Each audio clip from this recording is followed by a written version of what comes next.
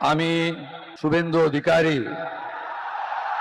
ঈশ্বরের নামে শপথ করিতেছি যে বিধি দ্বারা স্থাপিত ভারতের সংবিধানের প্রতি আমি অকৃত্রিম নিষ্ঠা ও আনুগত্য পোষণ করিব। আমি ভারতের সার্বভৌমত্ব ও অখণ্ডতা রক্ষা করিব।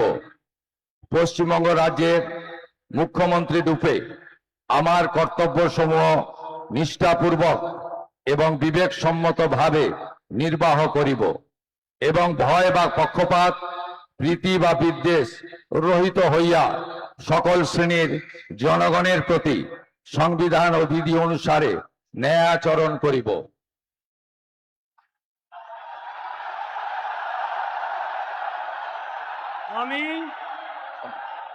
আমি শুভেন্দু অধিকারী ঈশ্বরের নামে শপথ করিতেছি যে পশ্চিমবঙ্গ রাজ্যের মুখ্যমন্ত্রী রূপে যে কোনো বিষয় যাহা আমার বিবেচনার জন্য আনিত হইবে বা আমি জ্ঞাত হইব, তাহা মুখ্যমন্ত্রী রূপে আমার কর্তব্য সমূহের যথাযথ নির্বাহের জন্য যে রূপ আবশ্যক হইতে পারে তদ্গতিকে আমি প্রত্যক্ষ বা পরোক্ষভাবে কোনো ব্যক্তি বা ব্যক্তিগণের নিকট জ্ঞাপন করিব না বা প্রকাশ করিব না।